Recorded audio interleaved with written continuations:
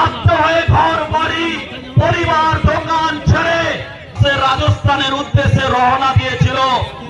এই মুসলিম জিহাদিরা তারা কি করলো, যখন আসার সময় পুরো ট্রেনটাকে জ্বালিয়ে পাকিস্তানে শুধুমাত্র থাকতে পারবে মুসলিম সম্প্রদায়, কিন্তু ভারতবর্ষ সরকার চালাচ্ছে পশ্চিমবঙ্গে জ্যোতি বসুর আমলে লাখ লাখ মুসলিম ভারতবর্ষে আমাদের এই পশ্চিমবঙ্গে অনুপ্রবেশ করেছে।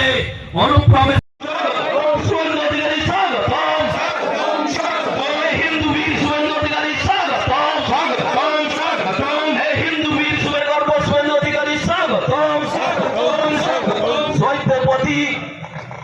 মাল্যদান, শহীদদেরকে পুষ্পার্ঘ নিবেদন এবং মোমবাতি জ্বালিয়ে শ্রদ্ধার্ঘ নিবেদন করছেন আমাদের সম্মানীয় বিরোধী দলনেতা নন্দীগ্রামের বিধায়ক শুভেন্দু অধিকারী মহাশয়।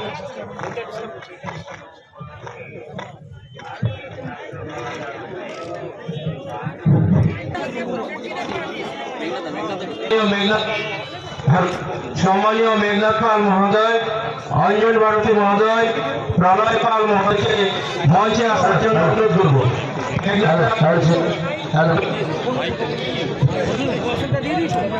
হ্যালো সবাইকে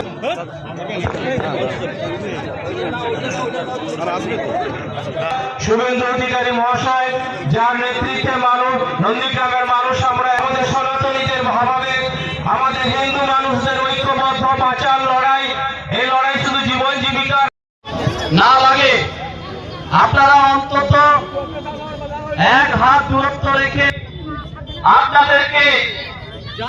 আপনাদেরকে জানাতে দিন ধরে পশ্চিমবঙ্গের লড়াই করে আসছে হিন্দুরা আছেন।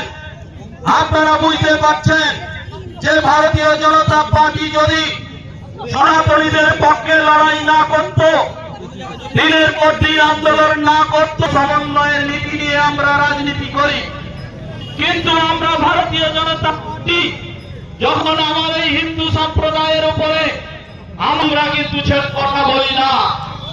আমরা সর্বপ্রথম ভারতীয় জনতা পার্টি আমরা প্রতিবাদে নামি। আপনারা অনেক সময় দেখেছেন যে আজাদির আওয়াজ উঠেছে, আজাদি চাই যাদবপুরে আজাদির আওয়াজ উঠেছে। আপনারা মাত্র ভারতীয় জনতা পার্টি এই কমিউনিস্টদের বিরুদ্ধে ভারতকে জেলে রাখা দরকার।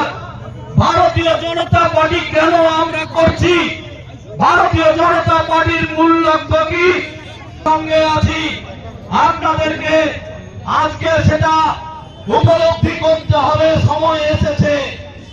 আপনারা জানেন বর্ষকে দ্বিখণ্ডিত করা হয়েছে শুধুমাত্র এই সম্প্রদায়ের ভিত্তিতে, আর যেখানে সংখ্যালঘুরা, যেখানে কিছু অংশ এবং এই পাকিস্তানকে তারা ভাগ করে নিয়েছে। কত সালে ভাগ হয়েছে? 1947 সালে ভাগ হওয়ার পরে আমরা কি দেখেছি যে পাকিস্তানে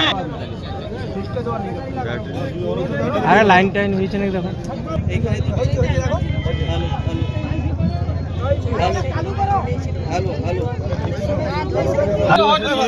হ্যালো হ্যালো মোমবাতি যারা এবং মশাল যারা নিয়েছেন আপনারা